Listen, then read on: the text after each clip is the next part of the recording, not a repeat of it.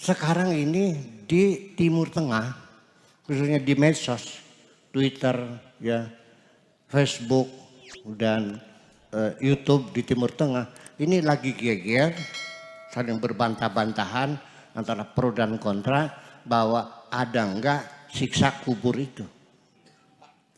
Ya, saya tidak mau bertengkar dengan siapapun. Saya tidak membela siapapun. Kalaupun ada orang mengatakan tidak ada siksa kubur, oke deh. Kata mereka itu hanyalah sebagai mimpi. Nah, dalilnya ada tuh. Yang tadi kita baca surat Yasin tuh. Wa qalu ya wailana man ba'atsana min marqadina hadza ma wa'ada rahman wa sadaqal mursalun. Saya terjemahkan dulu. Ya wailana aduhailah. Man ba'atsana siapa yang membangunkan kami. Min marqadina dari tidur kami. Iki siapa sih nangakan reyang ke? Gitu. Bahasa Dermayunya. Siapa gerang yang membangunkan kami ini?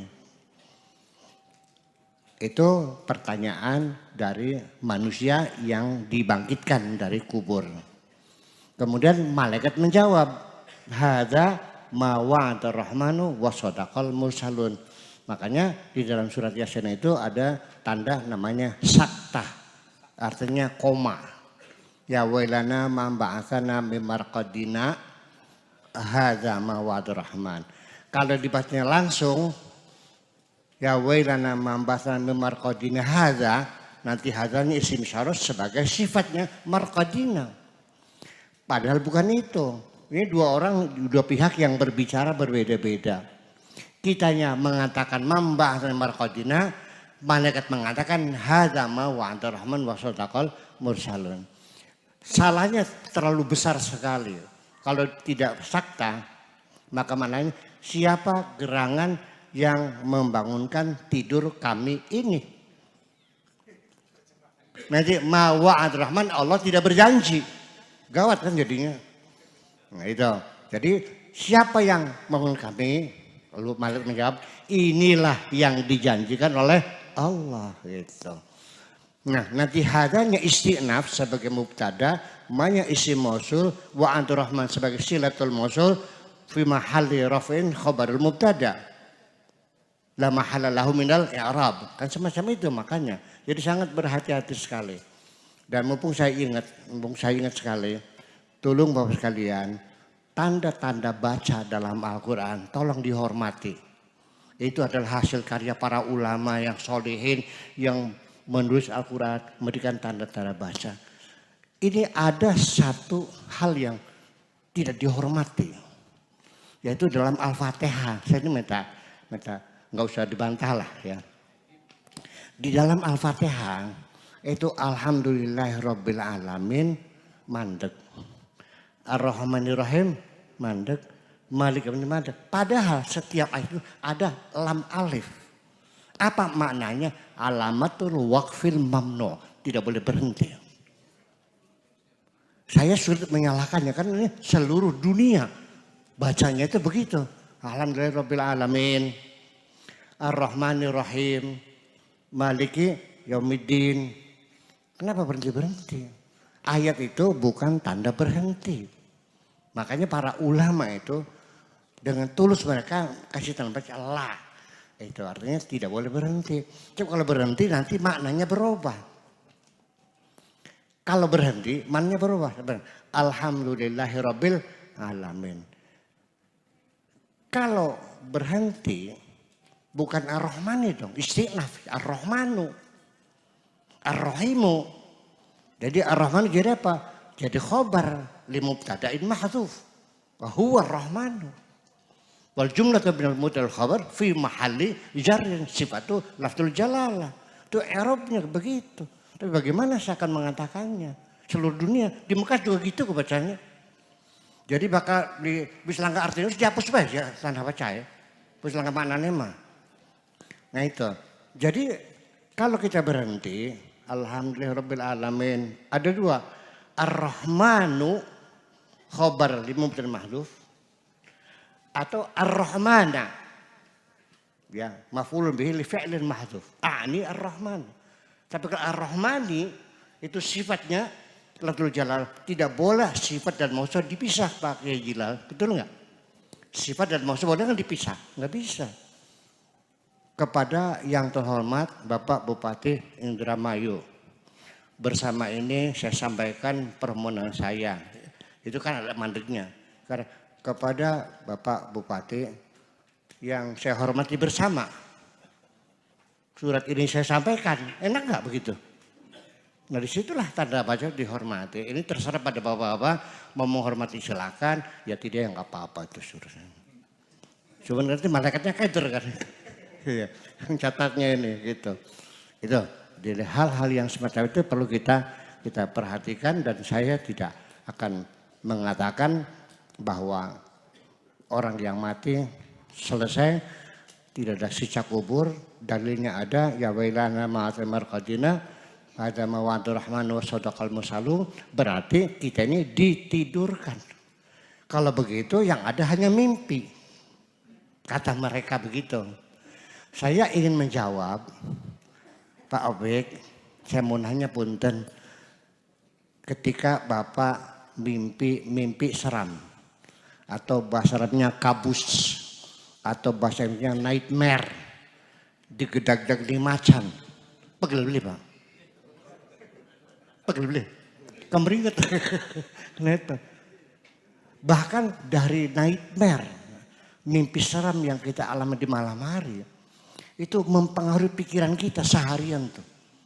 Nggak nyaman, perantang perinting, terganggu begitu seharian. Kerja juga capek-capek, masih terngiang-ngiang. Lalu jadi masalah apa? Ya kalau Anda mengatakan itu mimpi, oke silakan. Saya boleh-boleh aja. Kalau Anda meyakininya mimpi boleh. Tapi pegel beli? Tersiksa enggak? Bedanya apa? Mimpi dengan realita. Sama ketika sudah berlalu. Sekalipun realita kalau sudah lewat sama dengan mimpi. Betul nggak? Ya iya, ya udah sekarang kita nggak usah berdebat lah. Yang mau percaya silahkan. Ya sebagai mimpi boleh silahkan bagi mimpi. Tetapi bagi saya ini ayat ini ya wailana mambah samartina, ini adalah untuk golongan orang-orang yang berimbang kebaikannya dan keburukannya di dunia ini.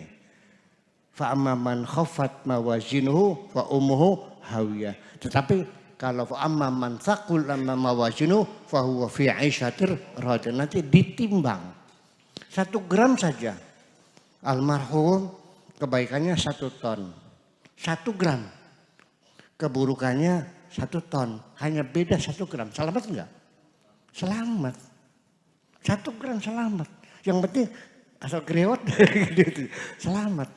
Nah ini banyak orang-orang yang kebaikan dan keburukannya itu 50-50. Sehingga malaikatnya keder ini. Ini orang mau diapa? Dipendungi. Anak kebagusannya. Ger panjang sorga akeh dosa. Tadi ditampak kok leblek turu. Nah nanti di hari kiamat baru mereka dibangunkan. Kalau saya bernasib seperti itu sudah untung. Sudah untung sekali ditidurkannya.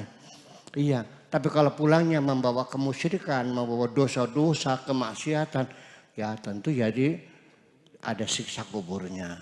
Nah kalau pulangnya tidak membawa dosa, murni semuanya. Dosa sudah diampuni seperti para aulia, para ulama solihin yang nyatanya bersih. Ya tidak ada dosa sedikit pun.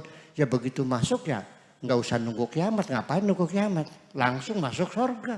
Jadi surga sekarang sudah ada penduduknya. Gua perlu nganggur baik. Iya kan. Nah, tetapi bisa nggak kita langsung masuk surga? Sulit. Dan tetap aja kita ini selalu berdosa kok. Iya, jadi kita paling-paling ya akan ditidurkan. Jadi kalau dia sudah lulus 100% kebaikan semuanya, ya sudah tinggal langsung dikirim ke surga. Makanya ayatnya ada lagi. Siapa itu yang begitu? Yaitu yang sudah mencapai tingkat nafsul mutmainnah. Makanya orang yang sudah tingkatan nafsul mutmainnah nanti ketika pulang dijemput. Dikasih sinyal dulu, ya ayyatuhan nafsul mutmainnah. Ada apa Mang Malaikat? Saya datang untuk menjemput Anda. Ya ayyatuhan nafsul mutmainnah, irja'i ila rabbik. Ya. Yuk pulang kepada Tuhanmu. Radiyatan mardiyah, kamu senang, Tuhanmu senang. Siap? Oh sudah lama saya tunggu. Aku sudah merindukan kau. Ya saya balik. Fadkhuli fi ibadi. Ayo bareng-bareng dengan hamba-hambaku berangkat. Begitu sampai tujuan, fadkhuli jannati, silakan masuk surga. Itu bapak-bapak pengen gak kira-kira mati langsung surga? Pengen. Jangan bawa dosa sedikit pun. Iya, jangan bawa dosa sedikit pun.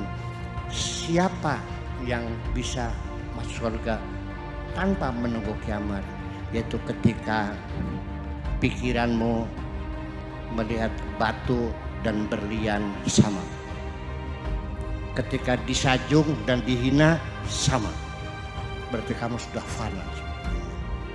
Jadi untuk tingkatan nafsu mutmain itu orang-orang sudah tingkatan fana. Yang penting begini saja, jangan berharap kita tidak bersalah. Ya pasti kita bersalah. Yang hebat bukan orang yang tidak bersalah. Yang hebat adalah orang yang berdosa tapi segera bertobat kepada Allah. Itu yang paling hebat. Oke, gitu saja. Assalamualaikum warahmatullahi wabarakatuh.